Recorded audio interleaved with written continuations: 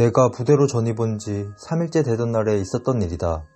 지금은 어떤지 모르겠지만 내가 군복무했을 당시에는 신병이 자대 배치를 받으면 훈련이랑 경계 근무에 바로 투입되지 않았다.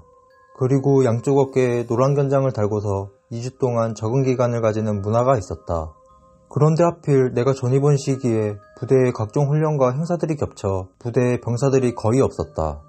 결국 행보관님은 부대에 사람이 너무 없다 보니 전입 온 지 얼마 안 됐던 나를 어쩔 수 없이 경계 근무에 투입시켰다. 그래서 나는 급하게 선임에게 무전기 사용법과 경계 근무 사는 법 등을 배웠다. 그리고 그때가 4월이었지만 부대 주변이 다 산이라 밤이 되면 추웠기 때문에 선임은 옷을 따뜻하게 입고 근무에 나가라고 조언도 해줬다. 그렇게 나는 옆 생활관 선임과 밤 10시부터 12시까지인 첫 야간 경계 근무에 투입됐다. 다행히 부대가 조용한 만큼 근무 중에도 별다른 특이사항은 없었다. 근무서는 2시간 내내 밖에서 뭐하다 왔냐? 여자친구는 있냐? 같은 선임의 이런저런 질문에 대답을 하다 보니 어느새 근무 시간이 끝나 있었다. 나는 무사히 근무를 마치고 생활관으로 돌아왔다. 선임들은 이미 다 자고 있었고 나도 얼른 한복하고 자리에 누워 잠을 청했다. 그런데 얼마 있다가 천장에 있는 선풍기가 켜졌는지 까득 까득 까득 좀 오래된 선풍기 머리가 돌아가는 소리가 들리면서 한기가 느껴지기 시작했다. 하지만 나는 제일 막내였기 때문에 4월에 선풍기 트는 건 오바지 하면서 속으로 불만을 삭힐 수밖에 없었다. 그렇게 참고 자려고 했는데 추운 것도 추운 거지만 선풍기 목 돌아가는 소리가 계속 신경 쓰이는 것이었다. 까득 까득 까득 그런데 시간이 갈수록 그 소리는 더욱 빨라지고 커졌다. 까득 까득 까득 까득 까득 까득 까득 나는 선풍기가 망가졌나 싶어 눈을 떴다.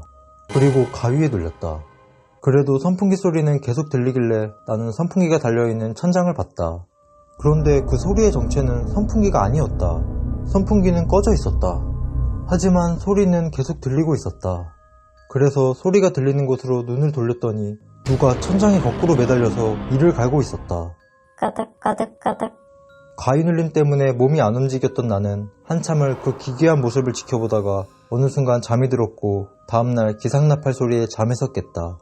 나는 놀라서 천장부터 확인했는데 다행히 천장에는 선풍기 말고는 아무것도 없었다. 내 행동이 좀 이상했는지 한 선임이 나에게 다가와서 왜 그러냐고 물었다. 천장에 뭐 있어? 왜 계속 천장을 보고 있어? 사실 제가 어젯밤에 가위에 눌렸는데 천장에서 귀신 같은 걸 봤습니다. 선임은 내가 가위에 눌렸다는 말에 깜짝 놀랐다. 알고 보니 내가 자고 있던 자리에 사연이 있었다. 이 자리에서 자는 사람마다 가위에 눌렸다는 것이다.